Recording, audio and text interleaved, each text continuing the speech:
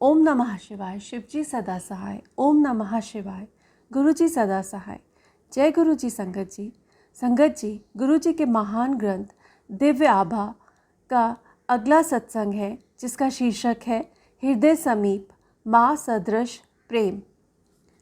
मेरे परिवार में गुरुजी के पहले दर्शन से अब तक बहुत कुछ हो चुका है। उससे पहले मेरे जीवन में अभूतपूर्व अशांति थी। मेरे पिता अचेतन अवस्था में 1.5 माह से चिकित्सालय में थे। स्वयं चिकित्सक होने के कारण मुझे जो समस्याएं उत्पन्न हो सकती थी उनका आभास था, अतः मैं कभी उनके पास से उठने का साहस नहीं जुटा पाती थी। एक दिन मैं इतनी निराश और निरुत्साहित हो गई कि जीवन से और लड़ने की शक्ति मानो गंवा बैठी। सब कुछ उलट पुलट लग रहा था। आर्थिक स्थिति डावाडोल थी और पिता को प्रति मिनट जीवित रखने की कोशिश अति कठिन लग रही थी। मेरी बहन और भाई भी सब प्रयास कर रहे थे, कोई भी प्रयत्न सफल नहीं हो रहा था। मैं पूरी तरह से निराश हो गई थी। आंसू रोके हुए मैं सोच रही थी कि प्रभु क्यों नहीं आकर मेरे परिवार और हम सबकी सहायता करते हैं। मैंने उनसे सदा हृदय से विश्वास और प्रेम किया था, फिर क्यों वो हमारी पुकार नहीं सुनते हैं। मेरे लिए किसी ऐसे व्यक्ति से मिलना नितांत आवश्यक था, जो मेरे बिना कुछ कहे मेरे समस्त दुख समझ सके, जो हमें अपने आश्रय में ले सके, जो मुझे इतनी शक्ति दे सके कि मैं वास्तविकता का सामना कर सकूं और जब भी मैं कठिनाई में हूं तो मुझे वहां से निकाल सके। एक रात मैं सो नहीं पा रही थी। सुबह 3 बजे के आसपास मेरे भाई शिव ने अचानक कमरे में प्रवेश किया और हमें कुछ प्रसाद दिया। शिव ने कहा कि वह गुरुजी के यहाँ गया था और वहाँ पर कुछ सुने हुए चमत्कारों का वर्णन किया। उसके बाद मुझे गहरी नींद आ गई। अगले दिन मेरे पति और मैंने गुरुजी के दर्शन करने का निश्चय किया। तब भी मुझे यह पता नहीं था कि जब तक वह स्वयं नियंत्रण नहीं करते उनके दर्शन नहीं हो सकते। मेरी कल्पना में हम किसी वृक्ष के नीचे बैठे हुए लंबी दाढ़ी वाले बाबा से मिलेंगे, पर उनसे मिलकर मुझे अति आश्चर्य हुआ। एक ऐसी तीव्र दिव्य ज्योति वाले महानुभव थे, जो छोटे बालक की तरह मुस्कुराते थे और जिनकी आंखें आपको भेद देने की क्षमता रखती थीं। वह आपको अंदर तक छू जाते थे। उनसे मिलकर मैं भाव विभोर हो गई। उनकी सुगंध इतनी तीक्ष्ण थी, मानो उनके सब और गुलाब का अर्क बिखरा हुआ हो।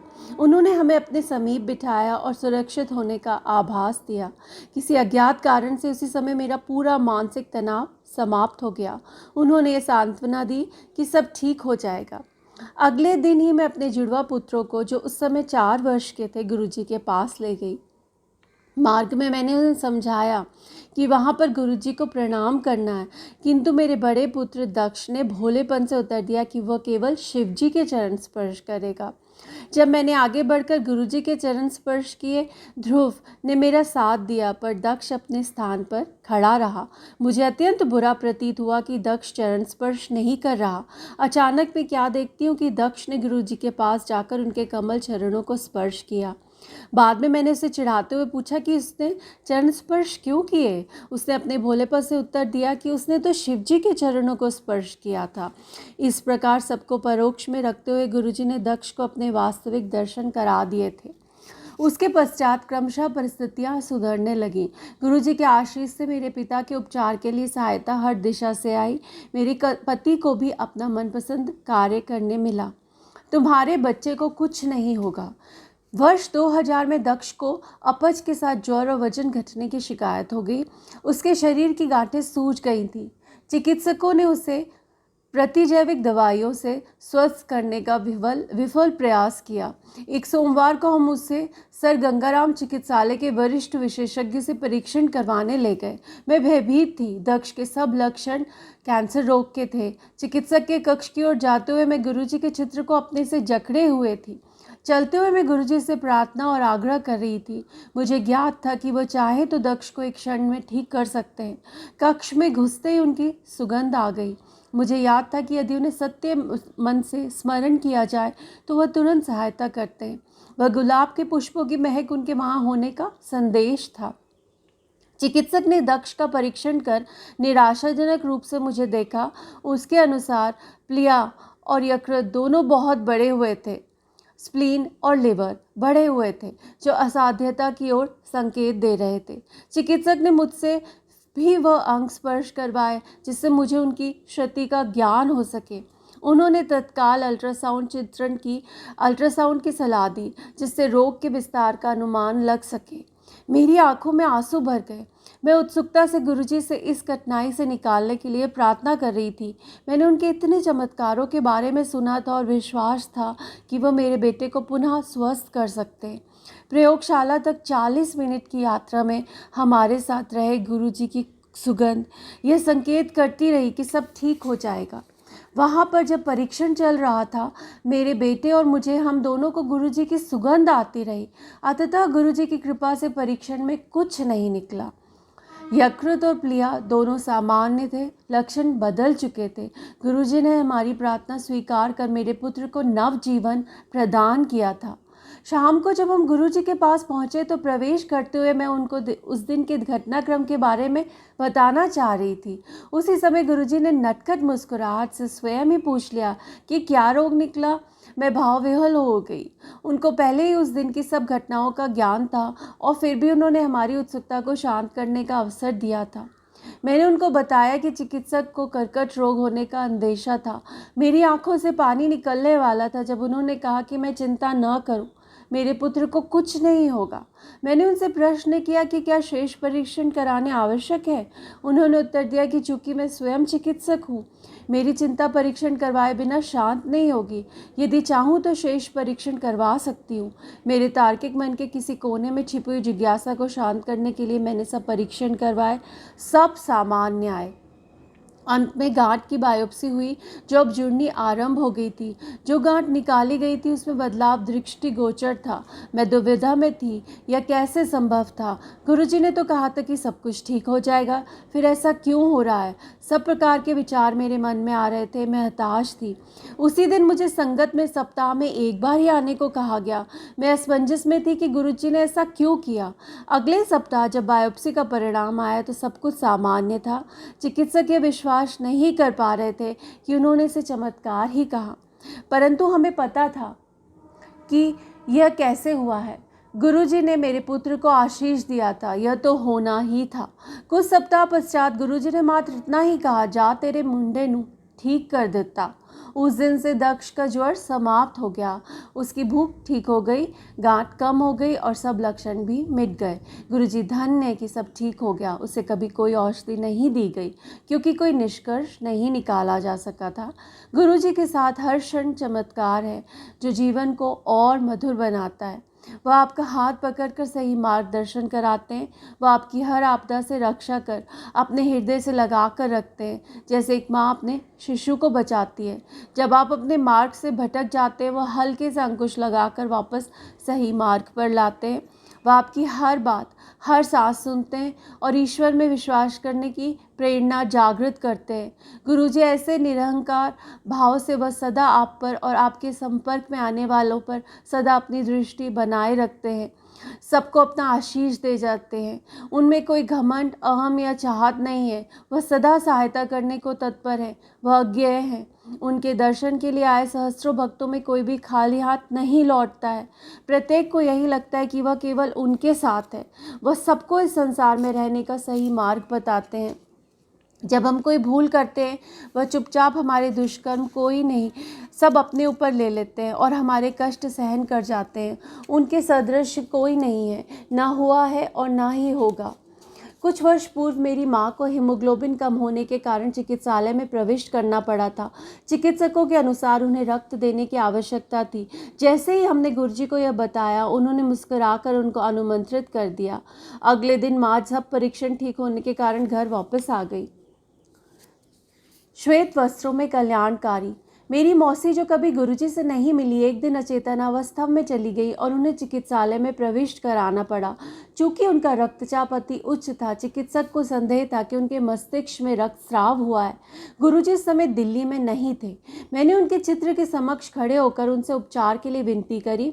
उस समय मौसी का कैट स्कैन हो रहा था। प्रार्थना करते ही उस कक्ष में गुरुजी की सुगंध भर गई और उसका परिणाम सामान्य आया। मैं रात को अपनी मौसी को सोता हुआ छोड़कर घर वापस आ गई। प्रातःकाल उनके पास पहुंचने पर सुखद विस्मय हुआ। वह सचेतन अवस्था में अपने बिस्तर पर बैठी हुई थी। उन्होंने उन्होंने बताया कि रात को श्वेत वस्त्रों में कोई आया था और उसने उन्हें उठने को कहा। मुझे एकदम पता लग गया कि गुरुजी आए होंगे। आज भी वो बिल्कुल स्वस्थ है और हमें कभी यह पता नहीं लग पाया कि वह अवस्था में कहाँ क्यों पहुँची। सब परिणाम सामान्य निकल रहे थे। गुरुजी 3 मास के पश्चात जालंधर से लौटे तो जैसे ही उनके चरण स्पर्श करने के लिए झुकी तो उन्होंने कहा, मौसी नु ठीक कर देता।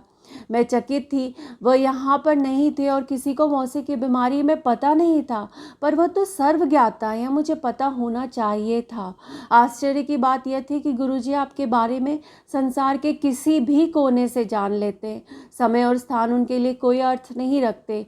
काल और अंतर उनके लिए अर्थहीन है। कुछ वर्ष पूर्व ज्वर, पीठ दर्द और सांस की कठिनाई के कारण मुझे चिकित्सालय में प्रविष्ट होना पड़ा। कई प्रकार की औषधियों से लाभ न होने पर शुक्रवार के दिन विशेषज्ञ ने कैट स्कैन करने का निश्चय किया। विकिरण विशेषज्ञ ने एक स्कैन देखकर कहा कि वह सामान्य था और भीतर जो भी पदार्थ है उसका विस्तार फेफड़ों तक हो गया है और उसका विश्लेषण करने की आवश्यकता है। उस दिन मैं वहाँ पर अकेली थी और गुरुजी को याद करने के अतिरिक्त और कुछ नहीं कर सकती थी। मैंने पूरे दिन उनसे प्रार्थना करी। उस दिन संध्या को मैं गुरुजी के पास गई। अचानक उन्होंने मेरी ओर देखकर मेरे बारे में पूछा।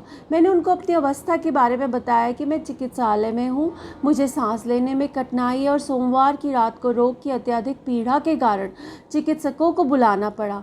मैंने उनको स्कैन के निष्कर्ष से भी अवगत कराया और मुझे ठीक करने की विनती करी। मुस्कुराकर वह बोले कि उन्होंने मुझे पुनः स्वस्थ कर दिया है। मैं अपने आंसू नहीं रोक पाई। उन्होंने मुझे ठीक करने में एक पल भी नहीं लगाया और मेरे सब रोग समाप्त कर दिए। यद्यपि पिछले 4-5 दिन से मुझे नींद नहीं आ रही थी, उस रात मैं बिना किसी औषधि के आराम से सो गई।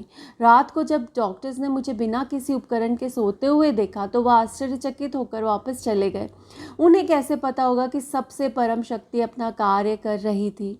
अगले दिन प्रातः मैं वहाँ से अवकाश प्राप्त कर घर आ गई और 3 वर्ष पहले के उस दिन के बाद कभी किसी रोग से पीड़ित नहीं हुई। कुछ समय पूर्व मेरे पति, जो स्वयं चिकित्सक है, कोई 1 सप्ताह तक प्रातःकालीन वेदना से पीड़ित रहे। उनके हृदय विश्लेषण में बदलाव था। हमने उन्हें चिकित्सालय में भर्ती कराना चाहा, पर वह यह कहकर घर वापस आ गए कि गुरुजी के परामर्श के बिना वह कोई कदम नहीं उठाएंगे। अगले दिन उन्हें एक और हृदय रोग विशेषज्ञ के पास ले गए, जिन्होंने तुरंत कुछ और परीक्षण कराने का परामर्श दिया। क्योंकि प्रथम विश्लेषण में बदलाव स्पष्ट था और काफ़ी अधिक थे, भयभीत होकर हम उसी समय गुरुजी के पास भागे, यह जानते हुए भी कि उस समय गुरुजी से मिलना संभव नहीं होगा। वहां पहुंचने पर हमें अत्यंत आश्चर्य हुआ जब तुरंत उनके दर्शन हो गए और वह बोले कि अब उनको ठीक कराने आए हो। भाव विभोर होकर मैंने उनको पूरी बात बताई तो उन्होंने अपना हाथ हिलाकर आश्वासन देते हुए कहा कि कुछ भी नहीं और अरुण ठीक हो जाएंगे। उन्होंने अरुण को फिर से चिकित्सक के पास ना जाकर अपने कार्यालय जाने का परामर्श दिया। गुरुजी ने रोज गेहूं का सत खाने और विस्की के 2 पैक भी पीने को कहा। कुछ सप्ताह उपरांत गुरुजी ने अरुण को कहा कि उन्होंने उनका हृदय ठीक कर दिया है, अन्यथा उनकी शल्य चिकित्सा करवानी पड़ती। गुरुजी की कृपा से अरुण सब बिल्कुल स्वस्थ है। संगत का यह सुखी परिवार देखने के लिए हम गुरुजी के अति कृतज्ञ हैं। प्रार्थना की वह सदा अपनी दृष्टि हमारे ऊपर बनाए रखें। गुरुजी की दया मेरी बहन पर भी रही। एक बार उनकी बीमारी के सब रोग लक्षण गांठ की कुछ जटिल समस्या का निष्कर्ष निकाल रहे थे। हमारी व्यथा सुनकर गुरुजी ने उसको आशीष देते हुए कहा कि उसे कुछ नहीं होगा और सब ठीक हो जाएगा। अगले दिन प्रातः प्रयोगशाला से संदेश आया कि नमूने में कुछ गलती हो गई है। मेरी बहन तो बिल्कुल ठीक है। ऐसा भी नहीं कि मात्र मेरे परिवार को गुरुजी का प्रेम मिला है। मेरे पड़ोस में रहने वाले श्री सेठी को गंभीर रूप से पैनक्रियासाइटिस हो गया था और उनके ठीक होने के आसार बहुत कम थे। गुरुजी ने उनको भी आशीर्वाद दिया और कुछ ही दिनों में वह गंभीर रोग से मुक्ति पाकर बिल्कुल ठीक हो गए और अपने कार्य भी करने लगे। एक बार मानसिक नाम का एक व्यक्ति अपने भाई का चित्र लेकर गुरुजी के पास आया और यद्यपि किसी ने गुरुजी को उसके बारे में बताया नहीं था, गुरुजी से पहचान गए। उसका भाई गंभीर रूप से मस्तिष्क ज्वर से पीड़ित था। वह श्वास यंत्रों पर था और उसका डायलिसिस भी होता था। गुरुजी ने उसको भी अपना आशीर्वाद दिया और उसके भाई को देखने चिकित्सालय भी गए। चिकित्सकों ने उसके पुनः स्वस्थ होने की आशा छोड़ दी थी, पर अगले 2 सप्ताह में वह वहां से अवकाश प्राप्त कर घर भी वापस आ गया। उसके परिवार के सदस्य उसे पुनर्जीवित करने के लिए अब भी गुरुजी को लगातार धन्यवाद देते हैं। तुम्हारे साथ सदा से मेरे जुड़वा बच्चे सदा इस बात पर झगड़ते रहते थे कि कौन बड़ा है। एक दिन गुरुजी ने बड़े की ओर उंगली दिखाई और बोले कि वह 6 मिनट के अंतर से बड़ा है। मैं ये सुनकर आश्चर्यचकित हो गई, क्योंकि जन्म के समय कुछ जटिलता के कारण चिकित्सक छोटे वाले का समय नहीं देख पाए थे। मैं सोच रही थी कि उनको इसका ज्ञान कैसे था। तभी उन्होंने मेरी ओर मुड़कर कहा कि उन्होंने ही इसके लिए मुझे आशीर्वाद दिया था और इसी कारण उन्हें ये पता है। यह बात तब की है जब मैं उनसे मिली भी नहीं थी, मैं उन्हें गुरुजी से जानती भी नहीं थी। उनका अपने जीवन में कभी आभास भी नहीं हुआ था। प्रत्यक्ष रूप से वह मुझे कालांतर से जानते थे और अपनी दृष्टि हम पर बनाए हुए थे। अचंभे की बात नहीं है कि गुरु के पास हर दिन चमत्कार होता है। सदा से अपना प्रेम न्यौछावर करते रहने के लिए हम गुरुजी के अति आभारी हैं। यह सत्संग डॉक्टर अनीता दिल्ली, जो कि दिल्ली से है, उनका है। जय गुरुजी। अनंतम अनंतम शुक्राना गुरुजी।